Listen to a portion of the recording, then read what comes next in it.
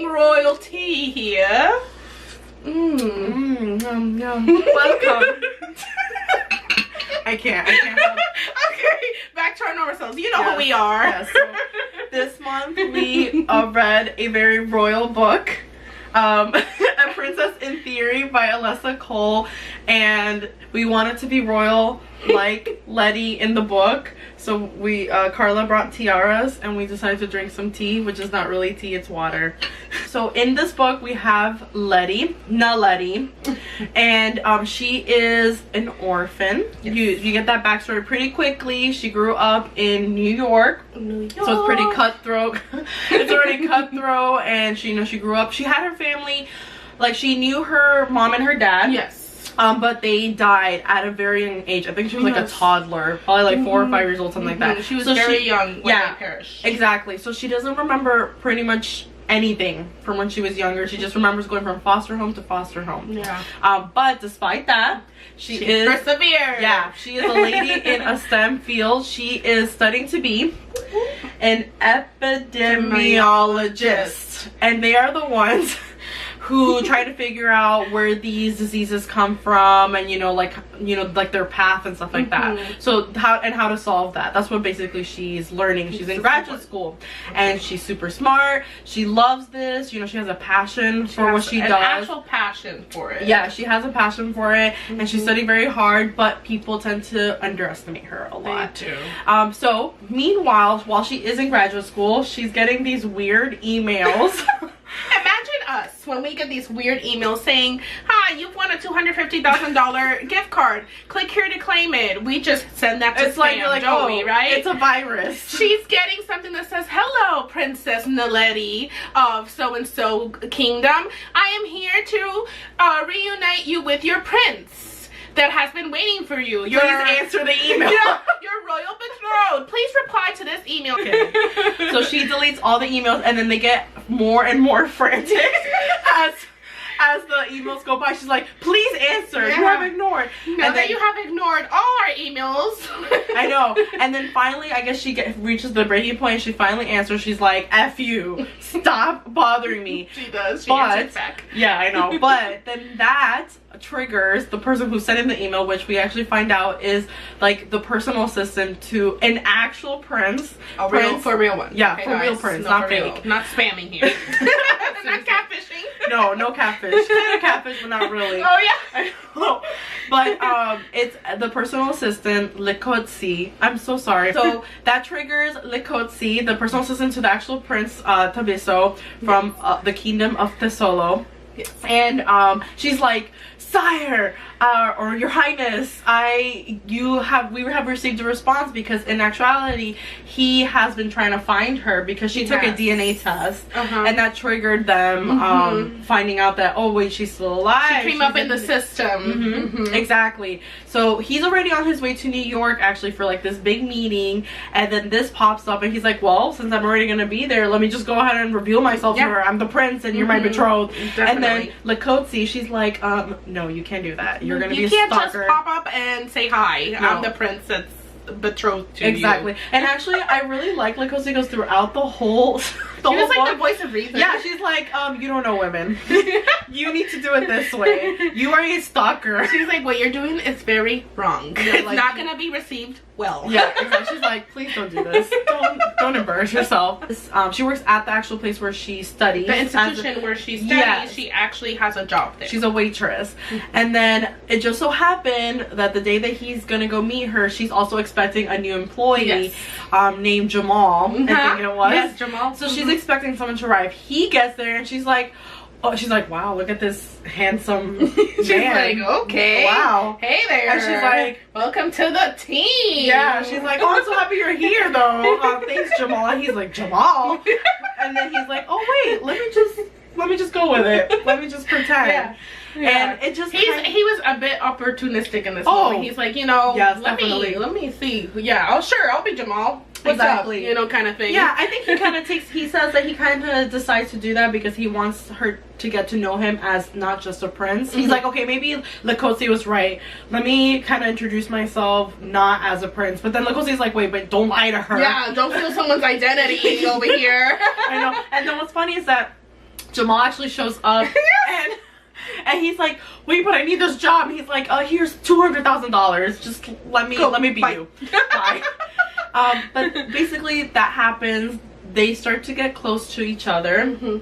And then about halfway through, not to spoil too much, but it is revealed that he is a prince in a very dramatic way. This book cannot end with him being Jamal. Yeah. You know there will be a revelation somewhere in there. Exactly, yes, exactly. So she pretty much has to kind of decide, like, he's handing her basically her past. Yeah. So she has to decide, like, is this something that I'm going to accept, like, or am I just gonna keep going the way I'm going? Like, she's really proud of her being in graduate school and doing all these things, and she's very accomplished despite of her upbringing. And she's always had the mentality, don't look backwards, always look forward. You know, I don't know anything about my parents, I don't care about that. So she's guarded in that way. And so her thing is, like, when he's bringing up the past to her and he's like, well, let me tell you about your family, let me tell you about your town, let me tell you about this, she's kind of like, I don't know if I want to receive this, because my whole life I have ignored this part of me. She didn't know how to, like, absorb it, how to process it, and whether or not to accept it. Then there's, like, this disease that's going on, like, people are getting sick back in his country, in her country.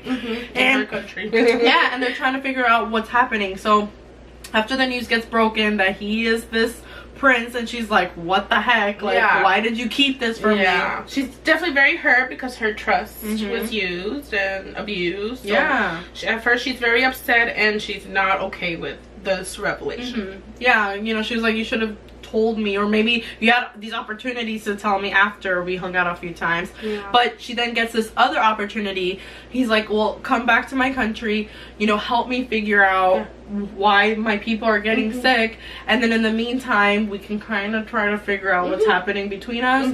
And that's pretty much where the story goes from there. You know, they see how the chemistry builds with them hanging out. Like, she's trying to resist. She resists. Like, oh man, can we talk about that real quick? She did not make it easy for him. No. And I love that. And I hate it when the rich guy just throws money and throws a butler and throws food and the girl says, well, sure. She was like, she'd eat the food and be like, you know what, you're still a boy, an F-boy. I still can't trust you. I'm still going back home after I'm done here. And he'd be like, but I like her. She, like, made him, like, work for it. Oh, for sure. And I love that. And then there's even one point when he was still standing there, she's like, bye. Like, she actually told him, like, you can go now in his own kingdom. So I love those parts. It doesn't matter that he was a prince. She was like, I am me. I'm gonna do my own thing. If you really want it, you need to work for it. You can't just throw flowers and money. Okay, so sexy factor. Sexy factor, on 1 to 5, we think like a 4.5. 4.5. It was, so there's 3. I wanted to make sure my hands said 3. She gets excited. She'll be like, I give it 5 stars. So there's 3 times when it gets really sexy, and it gets really, this is the thing, like, there's not a lot of them, but they are graphic. They're graphic in the way that it's just very sensual, very, like, please give me the full whopper. And I mean, and it's like full whopper. And it's a couple pages, a few pages of, you know, things happening. So it's 3 times, but it's bodily fluids. This is what I'm saying, okay? Yeah, it's 3 of those moments. If you can't handle really overly descriptive, and but not in a bad way. Yeah, because we have seen worse, you know. Oh yeah, I've seen some worse. This is like very steamy, very like ooh la la kind of, not like oh girl. And masculinity factor. So he's not all the way toxic and not all the way wimpy. He's definitely not a wimp. He's not a wimp. He's a guy who stands up for stuff, and he's very vocal about when they speak wrong to her and stuff. So he, like, not that she needs defending because she defends herself, but he'd be there as her backup, like, hey, what's going on? Don't say that to her, kind of thing. But the whole that he had to lie about his identity and he was very arrogant prince. Okay, yeah. Thinking that he could say whatever he wanted. Yeah, so at first he was definitely very like, I'm trying to think of the word, like, he's Spoiled. very princely, like, Yes. at first. Like, he thinks like he could say whatever he wants. The first time we meet him, he's getting a massage on a private plane. I mean, you know, he's a prince. Like that. You know, not that I'm complaining. I mean, if you want to be my prince, I mean, if you want to be, come save me, that's okay. I could be your Meghan Markle. I am okay with that. Exactly. Can you take 3 kids with you too? Right? Like, I come with some packages.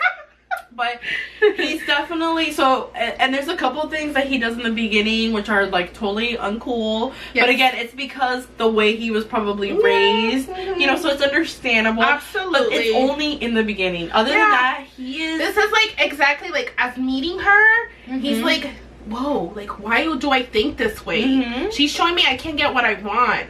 And like the world is this way too. I have to work for it. Yeah. So like their love or this connection, this chemistry only helps them become better. Yeah. He is definitely probably, I would say 3/4 of the rest of the book. He is super gentlemanly. Super gentleman. He knows how to. I trust him in the book. Like I was never like, does he have ill intentions? Sometimes with these like rich, broody men that are so fabulous and so prestige, you're like, I don't know if they have like another intention here. With him, I just feel like he was just so authentic and genuine. Yes, I agree. Because you know what? You know? Now that you're bringing that up, a lot of the times, and I think that's where a lot of the tension comes in those books, where we have like these rich, handsome guys, is that you don't know if you should trust them or not. That's like the draw, that there's like that danger factor where like you're like, oh my god, is he gonna love me? You know, like you don't know if you trust yourself, you don't know if he loves you back. But with him, it was like I was secure. It was coming from a place of love, like you can tell. No, he was great. Okay, so maybe he's a 3. He's great. Okay, so movie rating, I would say that this is definitely our TVMA. Because these steamy scenes are very steamy, and there's foul language because our girl is not afraid to use the foul language. No, she's like, she's like, bleep, bleep, bleep, bleep, bleep, bleep, bleep, you, boop. I don't even know if I said boop. Yeah, no, I think it's definitely TVMA, because even though things don't happen a lot, when it does happen, like wow. Or even when they're just having thoughts about each other, it's like wow. Like if you were to translate that to TV, it's wow. It would. That's all I can say. If you were to take out all steamy scenes and it would just be lovey-dovey, hokey-pokey, it would definitely be. It would definitely be Hallmark. Hokey pokey. Oh, so think of Hallmark, but with steam. Yeah. You know we all love those Hallmarks. But do you have a quote that you would like to share? I would.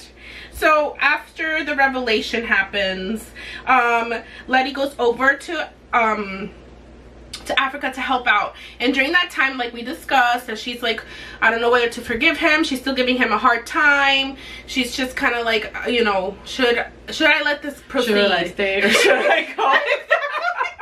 She's like, should I keep opening my heart up to him? So she starts analyzing the situation, and she goes, that's the thing with people getting past your defenses. They were bound to F up. Maybe a little, maybe a lot. It was what they did afterward that counted. And he was showing with his actions. That's something important to point out. He was showing with his actions that he was sorry. And then from this point on, I'm going to be honorable. I'm going to tell you only the truth. I'm going to actually be this person that I want you to see. And so that's kind of like what that hints at. No, definitely. So then for me, I really enjoyed all the females in this book. Like, they were for each other. Yeah, they were. From Portia's sister Kelly to the Coetzee to Letty herself. Like, a lot of them were just there. I mean, they're human. They did mistakes too. Of course. But ultimately, when it counted, when it was worth, like, when you needed it, they were there for each other. They were. And I just feel like this quote perfectly describes the perfect female friendships. So it says, best friends who would shank your man for you were as valuable as any crown. Because I mean, we all need that friend. Can we just say we all agree with that? Yes, we all need that friend who is willing to murder on your behalf. You need that friend that comes over with a baseball bat and a shovel, just in case. Yes, and then ice cream afterwards so you can cry. So that you can be like, thank you. Thanks for being there. Thanks for murdering I've got the munchies now. So that's what I really enjoyed from the book. Oh, yes. I love those characters. I love Tabiso, and again, I'm so sorry if I'm saying it wrong.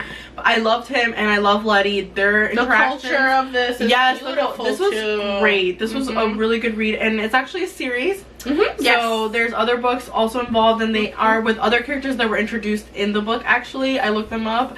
The next one I think involves a Scottish man, which I'm very excited about. We're a little bit on a Scottish frenzy. Yeah, I don't know. Just watch Outlander. this. I was waiting for her to say it. It's because of Outlander.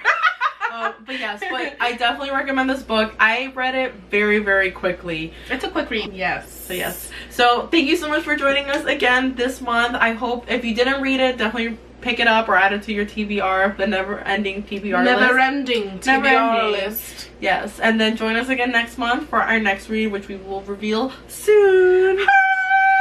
Bye. Bye.